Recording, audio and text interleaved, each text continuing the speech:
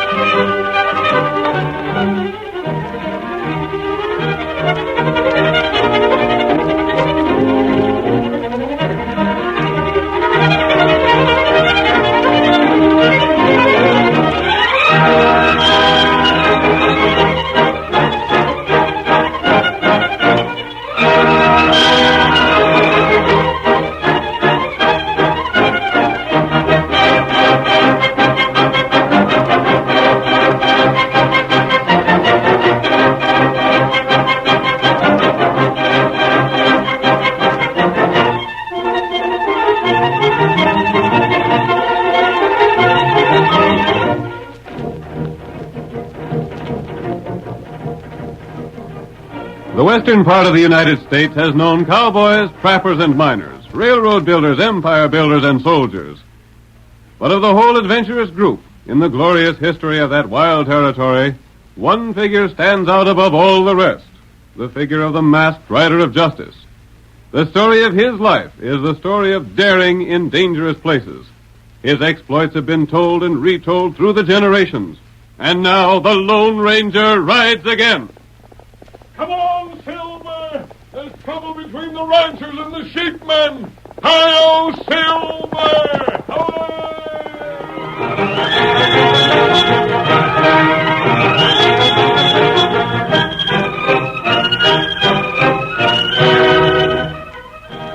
We heard the Lone Ranger call out that the old feud between the raisers of cattle and the raisers of sheep was causing trouble.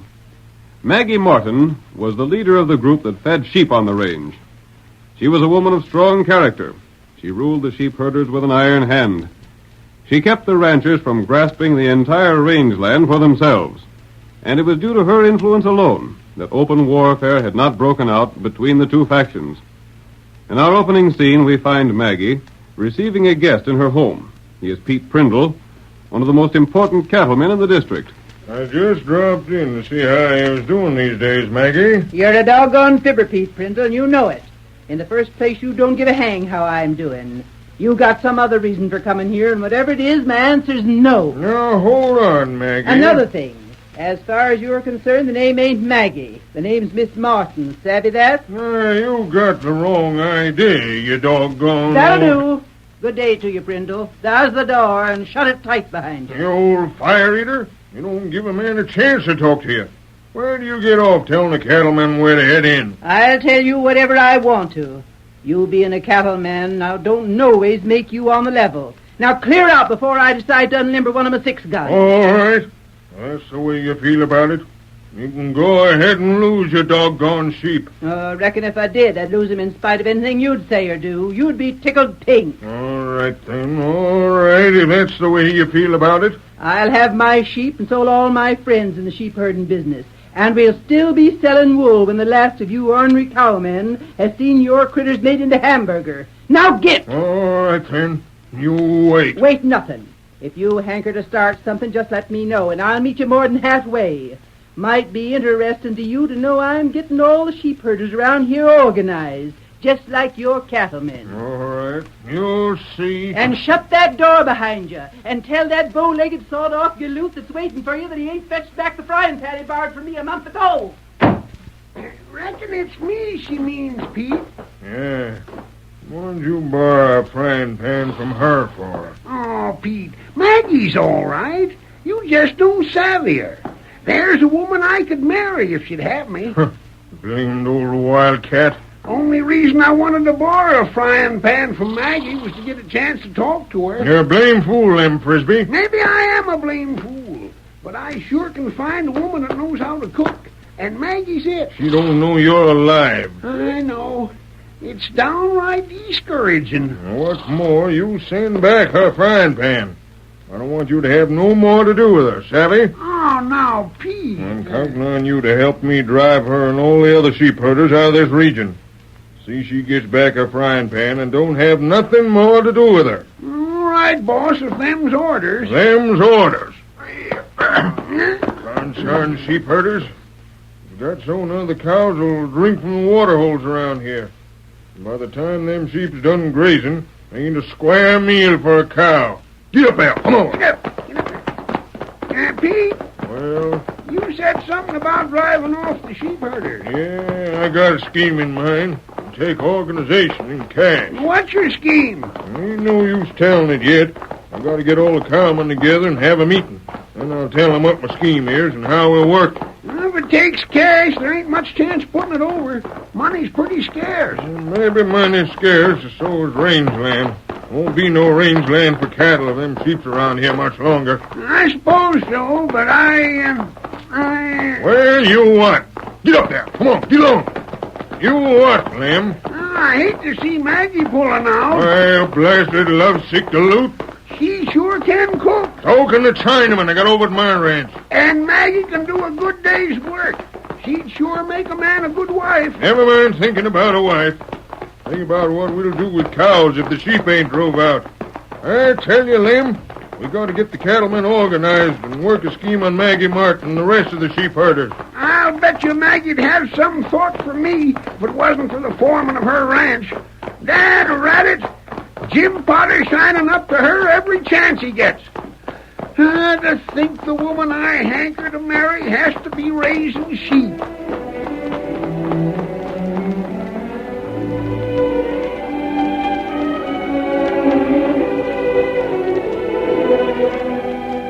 It was evening of the same day when Jim Potter, the foreman of Maggie's sheep ranch, entered the house. He drew up his chair before a table filled with good food. Darn nice of you to invite me into the house for meals, Maggie. Shucks. There's satisfaction in cooking up a meal for a good eater. Help yourself to the victuals and get some gravy on 'em and then fall to. I'll talk while you eat. You seen Pete Trendle leaving here this afternoon, didn't you? Yeah, I seen him. What do you want? He didn't get to say. I run him out before he could get to talking. I can't be spiling the disposition of the sheep and letting ornery cowmen around here. Maggie, them cattlemen are scheming something. We gotta watch 'em close. Ain't nothing they can do. We're here, and we're going to stay here. If the cowmen don't like it, let 'em hunt new grazing. They resent us being here something awful. What about it? We got our sheepmen organized. They'll all stick together. Yeah, but... But what? Well, the cattlemen are scheming something new. They are. Sure. Fact is, I heard from one of the boys they're holding a meeting tonight. Where? At Pete Trendle's house. What are they going to do there? Well, that's what I'm worried about. They'll be plotting against us, Maggie. Doggone it, they're going to be plotting against us for sure. They can plot against us all they want, but they can't drive us out in here. We got land right from the government, and we're going to stick. Now, don't you worry about it, Jim. Fill up your plate again and get yourself around some more of that fancy cooking. Well, that ain't hard to do. Jim, did you hear that?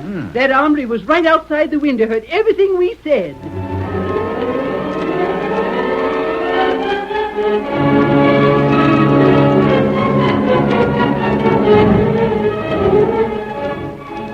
That same evening, Pete Trendle and 20 other cattlemen in the district held their meeting in Trendle's home. Again, the Lone Ranger, seated astride Silver outside an open window, could hear all that was being said. All right, gents. Quiet down now, will you? Quiet down, gents. Mr. Trendle has something important to say to you boys. Hush up, you hombres. Let's hear what Trendle has to say. Go ahead, Pete. Now, gents, here's the situation. If we aim to survive in this part of the country, we got to get rid of all the sheep. West Creek ain't fit for cattle as it is. Cows and sheep can't live together. That's all there is to it. It's a case of get rid of the sheep or move away ourselves. What's your scheme, Pete? We don't want to shove off for new diggings. We ain't a-going to shove off. Now, my scheme will take a heap of money, but it's a sure one. What is it? Let's hear it. We'll buy up all the sheep. Buy 'em? How can we buy 'em? What can we do with them? What will we use for cash? That don't sound like good sense. I wouldn't own a sheep any sooner than I'd own a nest of rattlesnakes. Now, wait. Let me finish my scheme. I got it all mapped out.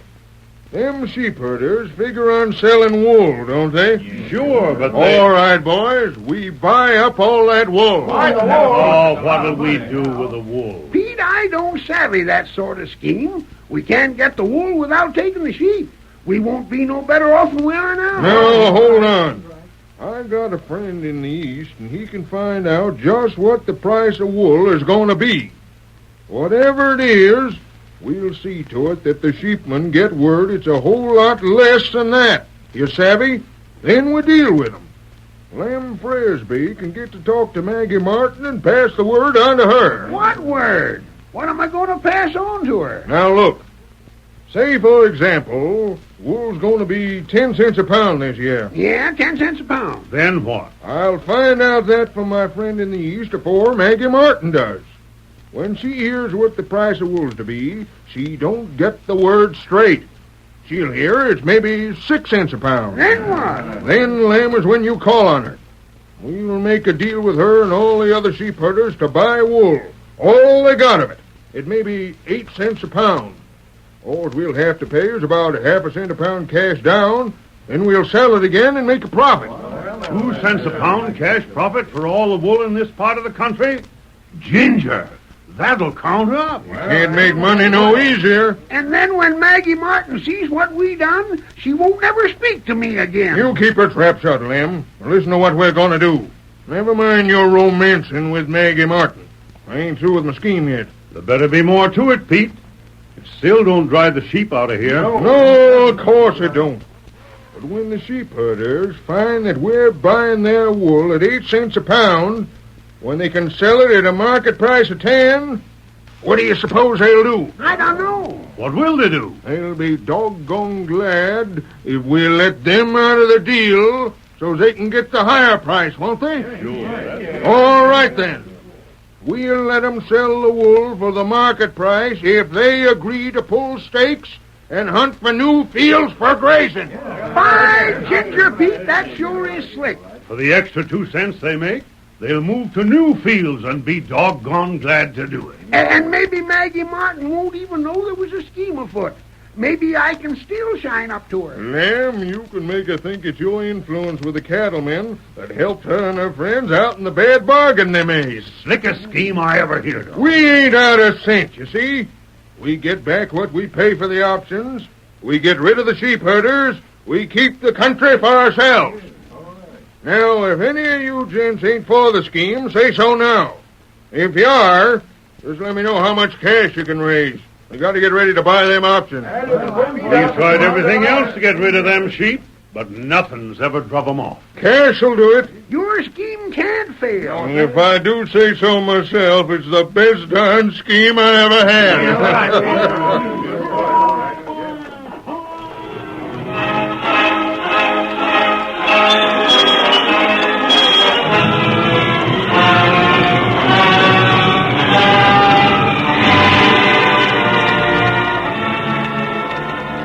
When the Lone Ranger had learned the plans of the cattlemen, he raced to his small camp. There he met Tonto, who had gathered information about the sheep herders. The faithful Indian repeated what he had discovered. It's as I thought, Tonto. Those people are deserving of our help. Them plenty brave. Have plenty trouble raise sheep. And the cattlemen have made all the trouble. Furthermore, this country isn't well suited to cattle. If the cattlemen move on now, it'll be the best thing for them in the end. That's right. South of here, everything is suited to the raising of cattle. The plan I have will be the best for everyone concerned. What you plan? We must learn a few things more about Pete Trendle, and then we'll be ready to act.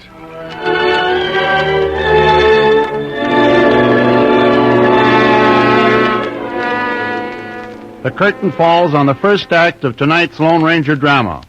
Before the next exciting scenes, please permit us to pause for just a few moments.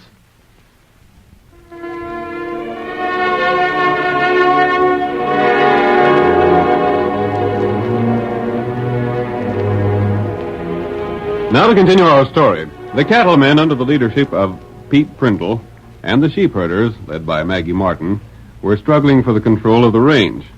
Trendle suggested to his associates that through a trick, they buy all the wool in the territory for a price under its market value. Then when Maggie learned the wool's real worth, they proposed to allow her to get the extra profit in exchange for a promise to move the sheep to another district. The Lone Ranger, however, knew that the range was better fitted for sheep than cattle, and decided to aid the sheep herders. Our next scene takes place several weeks later. Maggie was in the kitchen of her home when Jim Potter entered with a visitor, Lem Frisbee. What's this I hear about you and your no-account cattle-raising friends getting organized, Lem? Do you know what the boys are aiming to do for you sheep herders? Buy the wool you got this year. Buy it? Huh, you gone loco? What did you critters want with wool? Well, we figured on trying to make a little money on wool, that's all. You see, Maggie, Pete Trendle figured you'd be learning the market price on wool inside the next week or so.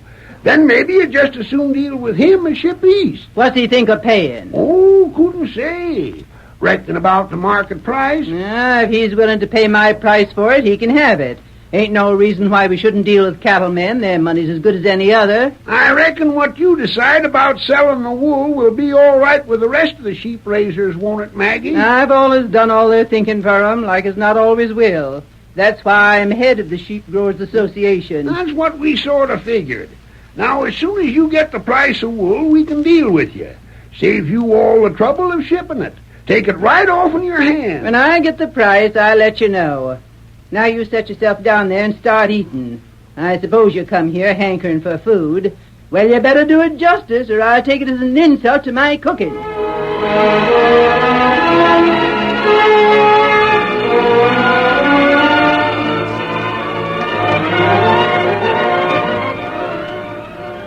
After enjoying a meal with Maggie, Lem returned to Trendle's ranch and made his report.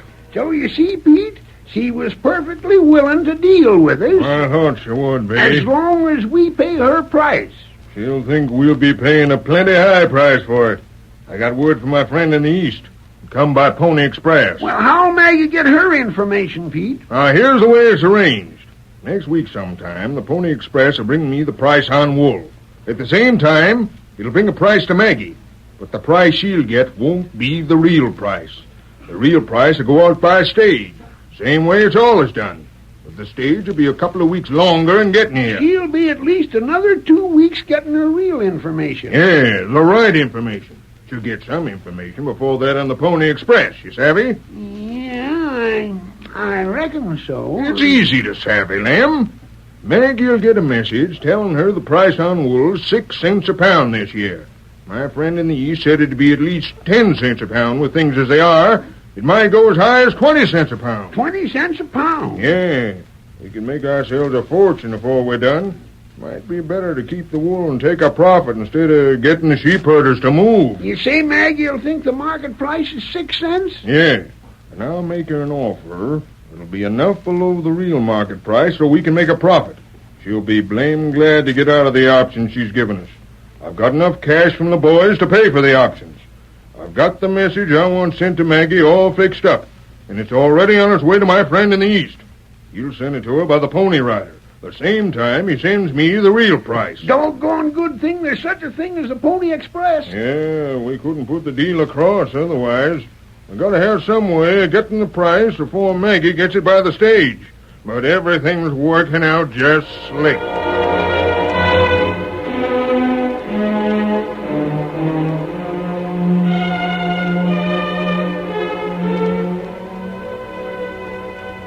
Tonto was hidden nearby during the conversation between Trendle and Lem.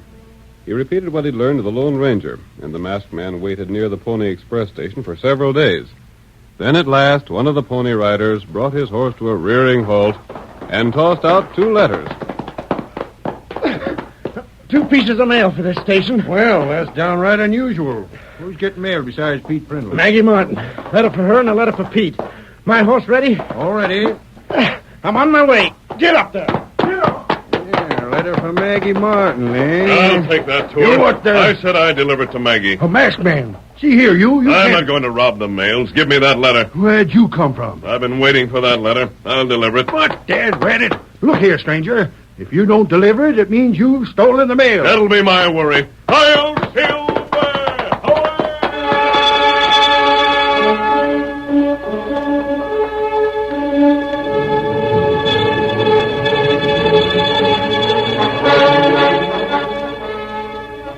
The Lone Ranger, mounted on Silver, thundered away from the station. Halfway to Maggie's home, he met Tonto and gave the faithful Indian a letter he had already prepared to substitute for the one brought by Pony Express. Take this letter, Tonto, and deliver it as soon as possible. Tonto do. I have another letter here. I'll take this one to Pete Trendle. That letter you write? Yes. Maggie won't notice the postmark on her letter, but Trendle will notice it on his. He'll see that there's been a substitution unless I handle it just right. What you do? I'll let him open his letter, and before he has a chance to read it, I'll try to act. Get that delivered to Maggie, Tonto, and we'll meet later in camp. Hi-yo! Get him up, white feller!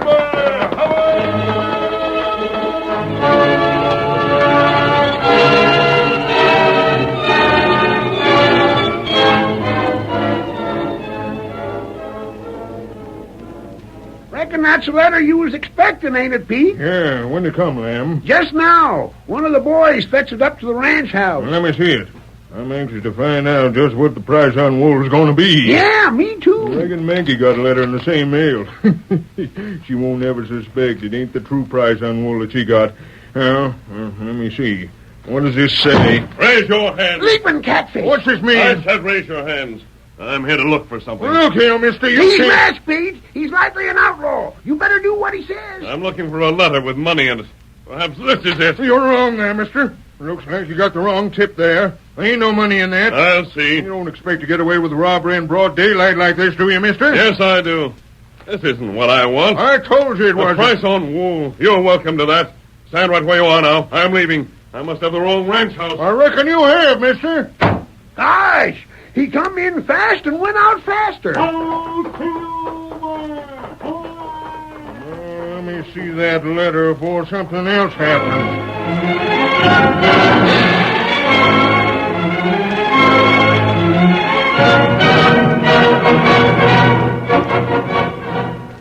When the Lone Ranger left Prindle's house, he took with him the letter originally addressed to the cattleman, and left behind one prepared by himself.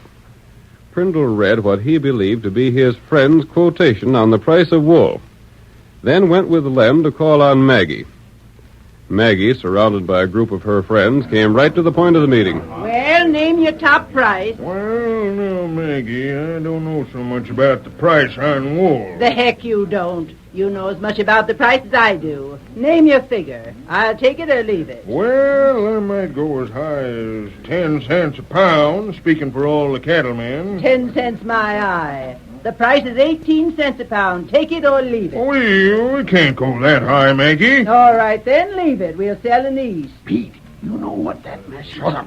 What's agreed here stands, and no backing down. You savvy that? I might go 14 cents. You heard my price, 18. Well, how's to split the price? 18 is the price, Brindle. No splitting difference or nothing else. I'll go 16 cents a pound and not a penny higher. What do you say, gents? Do you want to take 16? It's a go, then. 16 cents stands. Draw up the option and pay over your money. 16 it is. Here's $1,000 cash money to bind the deal. Now, you agree to sell us every pound of wool that comes off in your critters. That's what we do. By darn, she's a good woman to deal with. She don't hedge or beat around the bush none. You won't back down on the deal, will you, Maggie? You heard what the deal was. I don't back down no more than you do. Well, here's the money, and all these gents is witnesses. And now then, Maggie, here's the bad news for you. What do you mean, bad news? You sold your wool at 16 cents a pound, and it's selling at 20 cents a pound on the market. 20 cents a pound? Why, you're plumb loco. I got a letter today saying the market price was 15 cents a pound. Yeah, you got a letter, but it ain't the right letter. The real price is 20 cents a pound. And you gotta stand by your deal. You got a lot of witnesses here. If you back down, you know what it'll mean. You ornery coyote. That letter you got wasn't genuine at all. It told me the price was 15. Yeah, but the real price is 20. Now then, if you and your friends want to get out of the bargain and make the extra 4 cents a pound by selling in the East, we cattlemen will let you do it if you promise to move out in this part of the country. Just one moment. Leaping snakes, Pete. There's that masked man. Where'd you come from? Just one moment. I have the letter here that came to you, Trendle. I took it when I called at your home and substituted the letter you have. I didn't give you a chance to see the real market price on wool. What's this mean? Who is this masked man? What's this talk about the real market price? This letter is the one the Pony Rider brought from the East. The price on wool is 12 cents a pound. But my letter says... Trendle, you know there were false letters sent, and you know that I changed them. Maggie told you her letter said the price would be 15 cents a pound. And you know very well the price that was sent to her was 6 cents a pound. Great Scott, that's right. Maggie, let me see your letter. Oh, here it is. Here it is, right here. The letters were switched around. You figured on swindling her. You thought the price would be 20, so you paid 16. And the real price is 12. 12 cents a pound. 12. Leaping crowbait, and you bought for 16. Wow. Maggie put over a deal on the cattleman. We can't pay no such price like that. We ain't got the cash. You'll pay it, you four-flushing, underhanded swindler, or you'll forfeit your $1,000 option money. And, Trendle, you'll have a hard time explaining to the men what you're going to do to repay the money they've entrusted to you. I can't explain it. We can't lose that $1,000. It's all the cash the cattlemen have got. And you can't afford to buy the wool and lose 4 cents on every pound you handle. I do think, however, that Maggie and the sheep herders would release you from the bargain and return the option money if you agree to leave this country to the sheep. Leave it? Full stake? Head south. Head for cattle country. I hate to leave Maggie. You leave? Why, you half pint. You ain't no cowman nohow. You better stay and go into sheep raising. What about it, Trendle?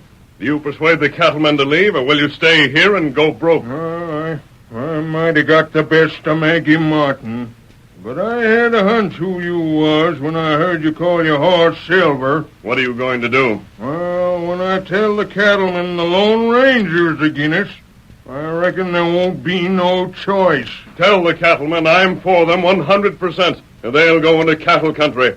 Hi-yo!